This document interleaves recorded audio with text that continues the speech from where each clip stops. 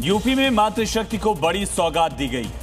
अब 60 साल से अधिक उम्र की महिलाओं को रोडवेज बस में सफर के लिए टिकट नहीं खरीदना होगा। योगी सरकार ने बुजुर्ग महिलाओं के लिए फ्री बस यात्रा का ऐलान किया।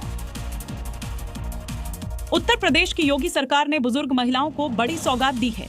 अब 60 साल से ज्यादा उम्र की महिलाओं को यूपी रोडवेज की बसों में मुफ्त यात्रा की सुविधा मिलेगी। वित्तीय वर्ष 2026 से 27 के प्रथम अनुपूरक बजट में राज्य सड़क परिवहन निगम को इस योजना के लिए 100 करोड़ रुपए का प्रावधान किया गया है। ये घोषणा बीजेपी के लोक कल्याण संकल्प पत्र में किए गए वादे के तहत की गई है। इसके अलावा महिला कल्याण विभाग के लिए 1094 करोड़ 40 लाख रुपए की अतिरिक्त धनराशि जारी कर महिला सुरक्षा और कल्याण योजनाओं को भी मजबूती दी गई है। और यूपी में श्रमिकों के अधिकारों को लेकर बड़ा बदलाव किया गया। नई मजदूर संहिता लागू होने के साथ अब कामगारों को न्यूनतम वेतन का कानूनी अधिकार मिलेगा। ओवरटाइम पर दोगुनी मजदूरी मिलेगी। कई और बड़े बदलाव भी लागू किए गए।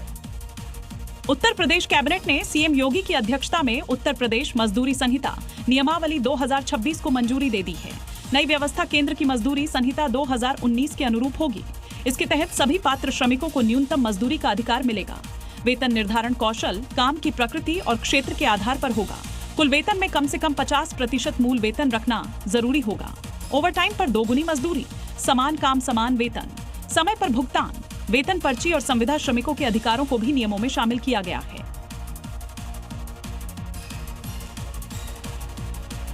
योगी सरकार के 2026-27 के अनुपूरक बजट को देखकर मुनीर शहबाज समेत पूरे पाकिस्तान की आंखें फट गई, क्योंकि विकास के लिए यूपी में जितना अनुपूरक बजट पेश किया गया उतना तो पाकिस्तान का विकास बजट भी नहीं है।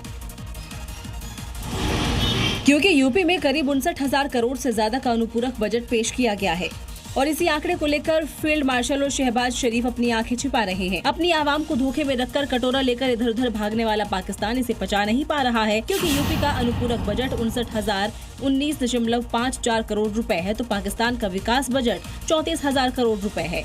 ये महज कुछ आंकड़े हैं जो यूपी को विकास की रफ्तार देंगे, लेकिन यही आंकड़े पाकिस्तान को उसकी हैसियत बता रहे हैं। और यूपी विधानसभा का मानसून सत्र न चलने देने पर सीएम योगी ने समाजवादी पार्टी पर तीखा हमला बोला। विपक्ष पर जनहित से खिलवाड़, असंवैधानिक बर्ताव और गैर जिम्मेदार राजनीति का सीएम ने आरोप लगाया, निशाना साधा।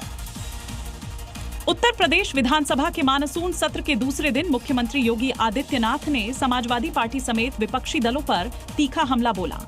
सीएम योगी ने कहा कि विपक्ष सदन की कार्यवाही प्रभावित कर प्रदेश की 25 करोड़ जनता के हितों के साथ खिलवाड़ कर रहा है। मुख्यमंत्री ने विपक्ष के बर्ताव को अभद्र, असंवैधानिक और शर्मनाक बताते हुए कहा कि लोकतंत्र में जनता के मुद्दों पर सार्थक चर्चा होनी चाहिए, लेकिन विपक्ष व्यवधान पैदा कर अपनी जिम्मेदारियों से बच रहा है।